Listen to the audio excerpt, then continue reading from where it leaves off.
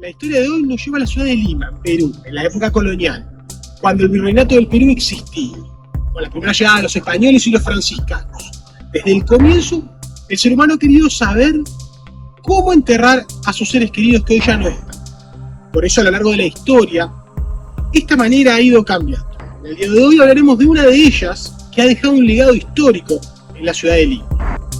Con la fundación de la ciudad de Lima y el establecimiento del virreinato del Perú, los españoles comenzaron a imponer sus creencias. La llegada de franciscanos y religiosos impuso la creación de recintos donde pudieran profesar su fe. Es así que comenzó la construcción del convento y basílica de San Francisco. En sus primeros años era una edificación sencilla, pero con el paso del tiempo y un terremoto que destruyó gran parte de la ciudad, estuvieron obligados a reconstruir.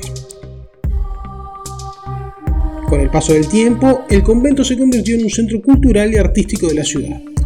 Hoy día es parte de un conjunto de 3 edificaciones, la Iglesia de los Milagros, el Santuario de Nuestra Señora de la Soledad y el convento, ubicados en el centro histórico de la ciudad de Lima.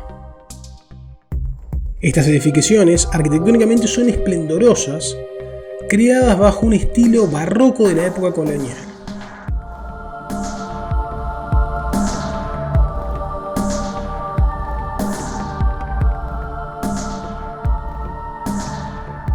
El convento y basílica de San Francisco no solamente es un centro arquitectónico y de cultura, también hay algo muy interesante en él.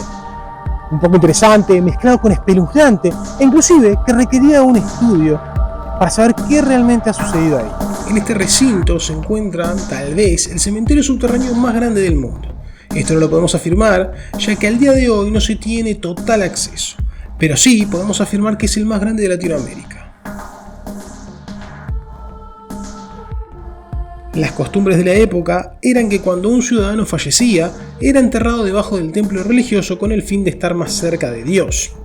Esta práctica se puede ver en los distintos lugares del mundo, siendo hasta el día de hoy las catacumbas de París las más grandes y famosas. Podemos encontrar grandes cementerios subterráneos en toda Europa.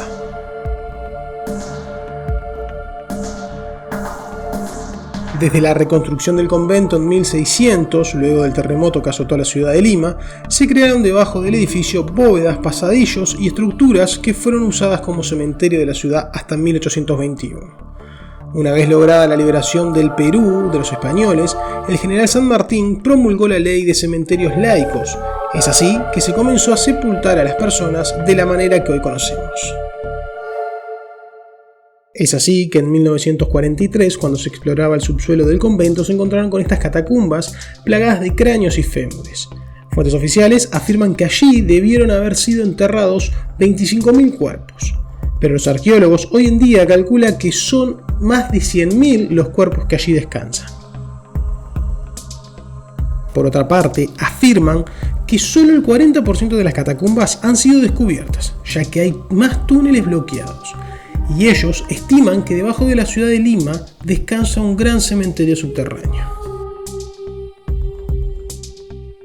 Lo más curioso de estas catacumbas son la disposición de los esqueletos. Están puestos de manera simétrica, formando formas y patrones que no se entienden al día de hoy. También sorprende la gran cantidad de estructuras y lo bien conservada que está.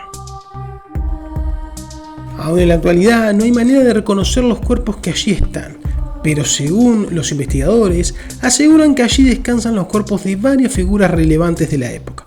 Incluso se cree que primero solo se aceptaron la sepultura de personas que hubiesen sido creyentes, pero con el paso del tiempo se aceptó a cualquiera, sin imponer la religión o raza.